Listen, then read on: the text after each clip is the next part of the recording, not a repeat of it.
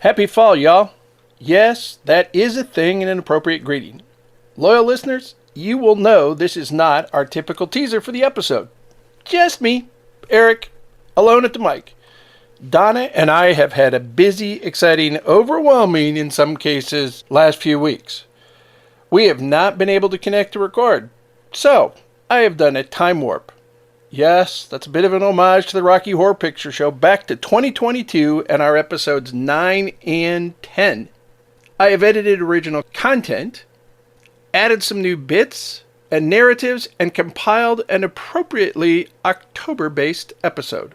Hope you enjoy, and as always, thanks for listening and joining us. Welcome to Real Siblings, It Ain't Easy, a real estate podcast with the goal to educate, inform, and save their listeners time as they navigate the market and properties in their neighborhoods. Get ready to join real-life siblings and professional real estate advisors, Donna Reed and Eric Seemann, as they discuss how it may be simple, but it ain't always easy. Every time I think about the places I have known, I realize that times have changed.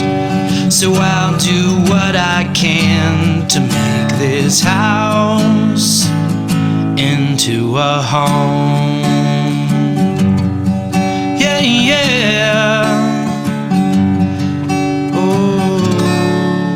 Everyone, and welcome to Real Siblings, It Ain't Easy. I am Donna Reed. I'm a realtor with Keller Williams in Southern Arizona, and I work in Tucson. And I'm here with my brother, Eric Seemann, realtor with Keller Williams Heritage in San Antonio, Texas. We are here together to reflect and reminisce on how our life and upbringing in the small rural village of Lindsey, Ohio, impacted our lives and careers in real estate, now in the Southwest states, the areas that we call home. We work to try to connect what made the two houses that we lived in together with our parents and siblings, along with the two additional houses that I lived in later with my family, before ultimately moving out here to Arizona. We've learned that we have a nostalgic conversation when we're here together, and it takes a lot of twists and turns during any episode. And in the end, we hope that we're going to be successful in providing you some expert knowledge of our markets while we share some history, statistics, and just simply information about the local real estate markets where we are that you might not be aware of.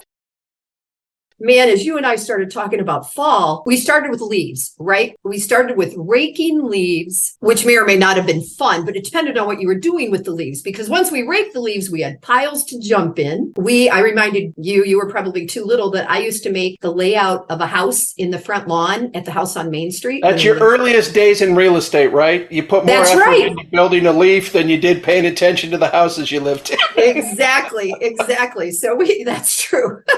So Diane Rodriguez and I and Charlene and whoever, Dora Cruz, whoever lived close, we would build these houses on the front lawn and take blankets and make rooms in the bedroom and all that. But you and I also had talked about the memories that come with smoke and burning the leaves, right? Yeah. I tell you, the fall leaves, our trees were almost all maple in Lindsey. Yeah. I mean, there were other trees, and there's probably more oak trees now because of the bike path and the railroad conversion and the park and biking path than there were when we were growing up. But man, there's a distinct smell to fall leaves being set on fire. And I don't know if it's still the moisture content, but man, it's one of those senses from my standpoint that just like a fresh rain on hot pavement, and you get that smell going, well, you can smell the rain. With leaves, I mean, you'd walk outside and you go, oh, someone's burning leaves. Somebody's burning leaves, and it smelled different than a fireplace in a house or something like that. Not to mention that we roasted marshmallows, right? And we sometimes did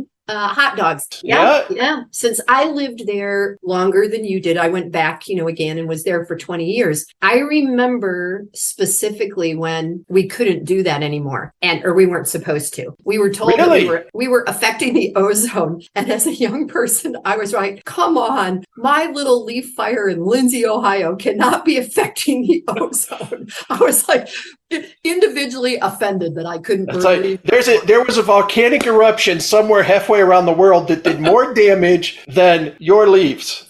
I know, it's so weird, but The other thing you and I talked about, and this just so relates to our current economy, is that we would get in a car and we would go for a drive. We would maybe go into Fremont to the Hayes Center, right? And see all drive around Spiegel Grove. Yeah. Right. And our friends, my friends, partially because of Facebook, of course, or probably mostly, are posting those pictures of the fall leaves. One of the young ladies who's a realtor now in Tucson, or in Lindsey, Rachel Zimmerman, she posted some at Oak openings and up in the Metro Park, up in Toledo. And it's beautiful right now. Something we don't have in the desert. Yeah, certainly not. And the other thing is that the difference in temperature. Yeah. I had to look. There's enough discussion internationally and on the news about climate change. Yeah. And I've just looked at it and going, so right now in Ohio, where we grew up, during the month of October, the average low temperature is about 47 degrees. And the average high temperature is about 64 degrees. Compare that to Tucson, which your average low is 61 degrees and a high of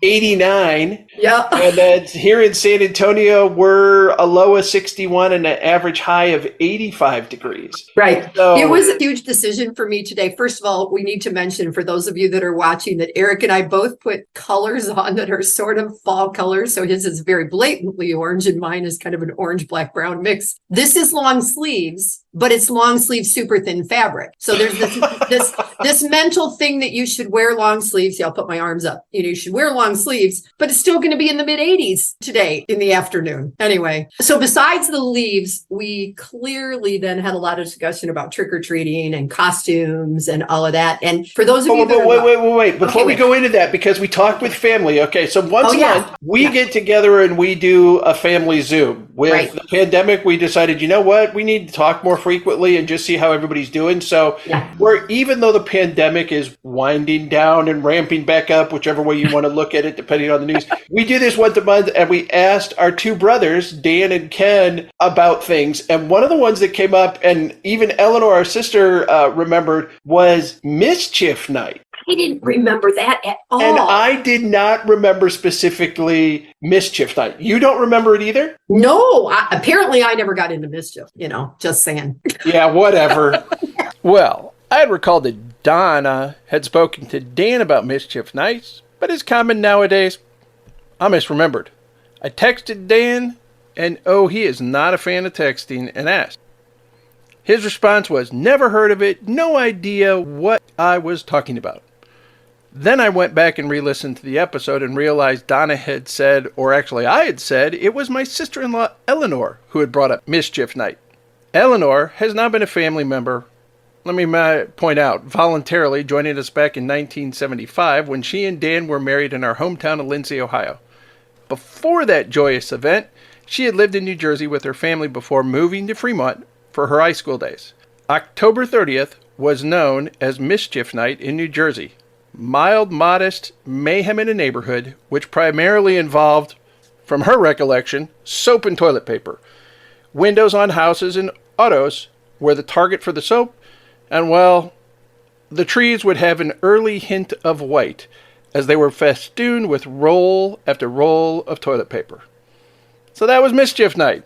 And you know what? I just have to say, thinking about it, seems that having a specific night identified would make it much more challenging to get away with it. As you might say, as homeowners would be on the lookout for the mischief makers. I also think the local police might have been aware and on alert. Personally, I think a random ambush would have been better.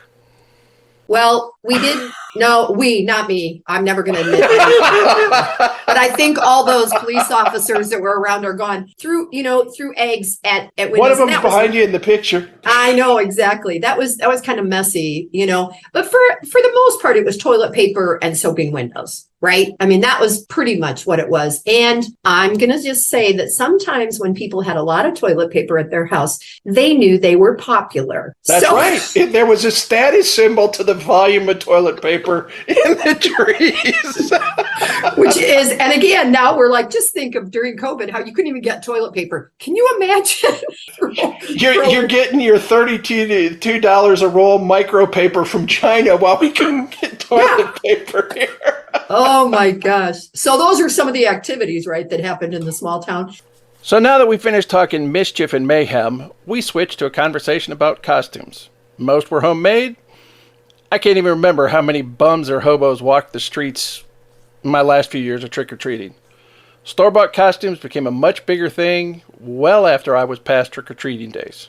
Honestly, I never put a whole lot of effort into costumes or design. It was normally only hours before that I would try to come up with something, and that's if I made a decision that I was going out to trick-or-treat. By the time I was child number 4, my dad's day of creative costuming was behind him, and we were on our own. And yes, there were always non-participants in town. As almost all houses had a porch in Lindsey, that meant that a porch light was on or off, indicating that they were or were not participating in trick-or-treating. That same light on the front porch or the stoop was also a sign. If you're walking down the street and suddenly the light went off, that meant the candy was gone. The goal was to hit them all, and if possible, hit the homes with the best treats.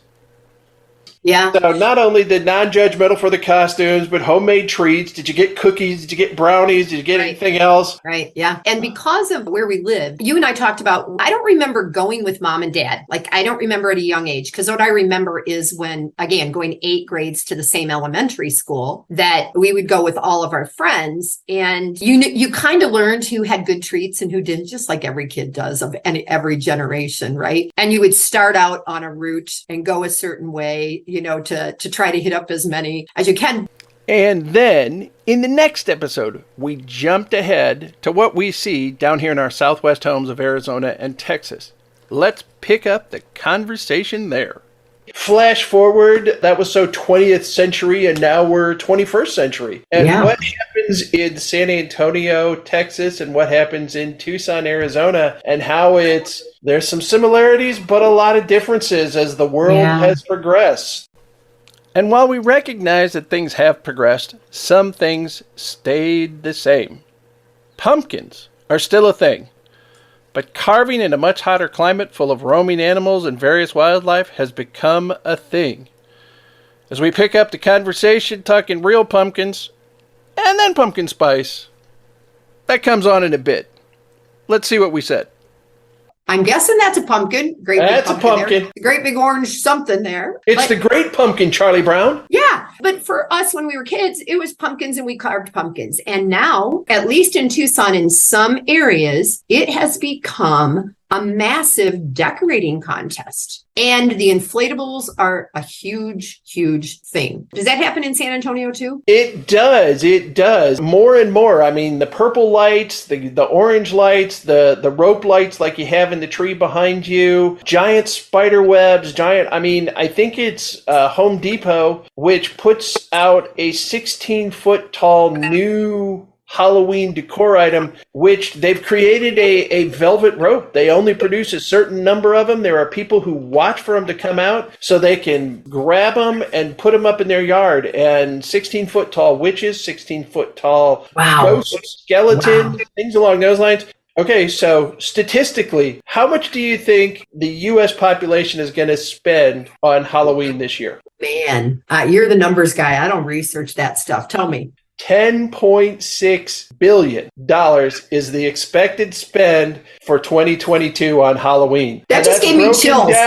That's broken down. $3.6 billion for people's costume. Okay. I emphasize that. $1.2 billion on kids, $1.7 billion on adults. Where's the other costumes? The pets. That's it. Pet costumes. Yep, first. $0.7 billion. $700 million in pet costume. Oh my Lord. What a world we live in. $3.1 billion on candy, and the second biggest spend is $3.4 billion on decorations like what you have behind you. Okay, and so then that brings us into like the all things pumpkin, and how you and I were just talking about how this even grew into the billions you just talked about. What do we think the billions are that are spent on flavored coffee? On flavored coffee and everything else you get flavored at your grocery store now. Right, I don't know about you, but I think pretty certain I saw pumpkin flavored pre-pop popcorn the other day. Probably. And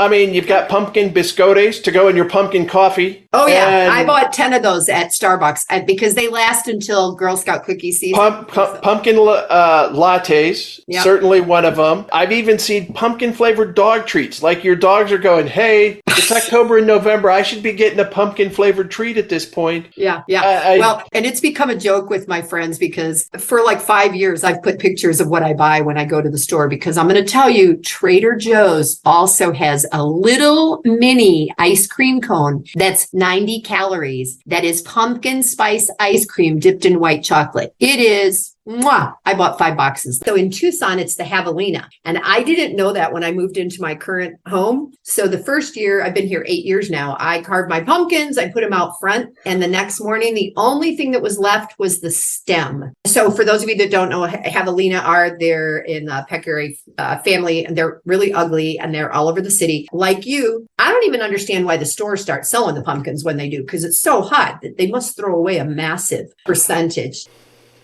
And not only have we had to adjust our pumpkin carving, and wow, before I go on, I caught an episode of Food Network's Outrageous Pumpkins, and honestly, those people are just at another level.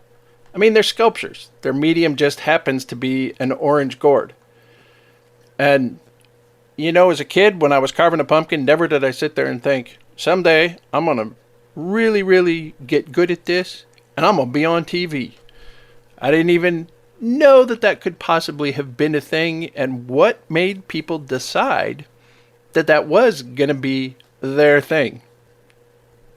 So after talking pumpkins and pumpkin spice, we then got back to trick-or-treating, or what has become mall-treating and trunk-or-treating, and then wrapped our episode up talking Dia de los Muertos down here in our Southwest states we call home.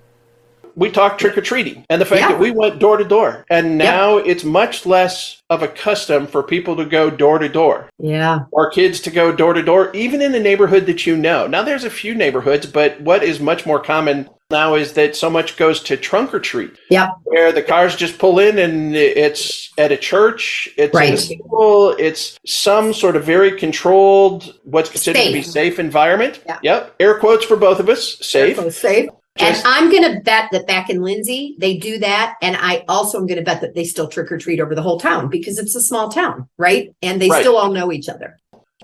We would be remiss, because I know it's something that I was exposed to once I moved down to San Antonio, was Dia de los Muertos. Yeah. Day of the Dead, which is actually 2 days. Day 1, November 1st, is Day of All Saints, and Day 2, November 2nd, is Day of All Souls. Mm-hmm. And the creation of the ofrendes and the elaborate painting and faces that go on. And when you do the ofrende or altar, when the souls are coming back to visit their living relatives, one of the things that's included in that is what I have in my picture here of the Mexican market, which is I'll probably going to butcher the pronunciation here, Pepo Picado. Pepo Picado, okay. I don't know what that is. P-E-L Picado, which is the tissue paper cutouts, and they're there because the ofrende was supposed to have all 4 elements, and food was considered to be earth. They put out a glass of water for water. They would put up the papel picados for wind. And then the last one that they had as the element would have been fire. And they put out candles or votive lights to represent the 4 elements. And marigolds. Marigolds were the flower. Marigolds are the official flower. That's right. Yeah. And then here we get additional. They put out the ceramic skulls or sugar skulls. Sugar skulls. And always salt. There's going to be salt on the altar of the ofrende. But it extends going from European tradition, which is where Halloween develops, and All Hallows Eve, and carries that forward in a blending with the Mexican culture, because the origins go all the way back 3,000 plus years. They're saying Aztec, Toltecs, Maya, we're all had different things related to this in and about that time. So the fact that you now have a holiday that starts on the 30th or the 31st and carries through the 1st and the 2nd, you got 3 days of partying and celebration and everything that goes along with it. What Disney movie made that? I think it was Disney, maybe it was Pixar that made. Actually, there were 2 movies. One of them is Disney's Coco. Coco, yeah. But you know what? I found out as I was doing research on it, that before that they actually made a short movie cartoon just called Dia de los Muertos. Oh, I didn't know that. It was a short, and then the other is Book of Life. Oh, interesting. Well, you know that when we were kids, nobody dressed up or painted their faces like the Day of the Dead. And Coco certainly brought that whole piece to the forefront. And I have to tell you, because it's a first that when you said All Saints Day, you know, that's also something that our churches, we celebrate. That's when we remember those that have gone before us. So the whole trick or treat, Halloween, pumpkins, ghosts, all of that, the Day of the Dead and the celebration of All Saints, I love the ideas that are brought forth in that. And I don't know if you remember this, but when Caleb was in Up With People, he was in Mexico over Halloween weekend. And actually, no, I didn't know that. They went with a family to the cemetery. And for him, that was one of those cultural interaction things that those of us who are European that didn't grow up with that can't imagine going to a cemetery and having a party and celebrating the lives of those that went before us. But what a great custom, right? Yeah. So many terms for it, right? The Halloween, we do trick or treat. We talk about pumpkins. We talk about Day of the Dead, Dia de los Muertos, the parades. There's a lot of things wrapped up in this holiday that somebody somewhere made famous and expanded and just bring something to our life. So, as the saying goes, the more things change, the more things stay the same. Certain elements of October and early November, let's nod to Dia de los Muertos, November 1st and 2nd. Holidays remain, traditions remain, such as candy, costumes, along with trick-or-treat. But the blending of religion and customs from around the globe, creating a multicultural day of fun, celebration, and memories, has changed the holiday forevermore. We hope you enjoyed this visit of our conversation from 2022. And by the way, the estimated spend for 2024 Halloween is expected to be a measly $11.6 billion. And yes, that is a drop from the record set last year at $12.2 billion. So officially we're saying it's a 5% drop in spend this year. Hope you enjoyed this nostalgic look back. Be safe. Let's move forward towards Thanksgiving and Christmas. And now, Donna, Eric, why don't you close this show? Remember, it may be simple, but it ain't always easy. And until next time, this is Eric. And I'm Donna. And we are Real Siblings. Someday we'll get that together. We got to get the time again. See y'all. Like a mic drop. All right. Thanks, everybody. Every time I think about the places I have known, I realize that times have changed. So I'll do what I can to make this house into a home. Yeah, yeah. I'm Annabelle, and I want to thank you for investing your valuable time in listening to Real Sibling. It Ain't Easy. I hope you found this episode informative and enjoyable. There are several ways you can support this podcast with my Grandpa Eric and Aunt Grandma. Please take the time to like, follow, and subscribe. Additionally, leave them a 5-star rating along with a review on your preferred podcast platform. The final thing I would ask is that you recommend this podcast to a friend, a family member, or an associate. Your engagement is critical to their ongoing success, and they look forward to connecting. Check out the show notes Grandpa put together with their contact information, including emails, phone numbers, and website. And remember, the Real Siblings look forward to hearing from you.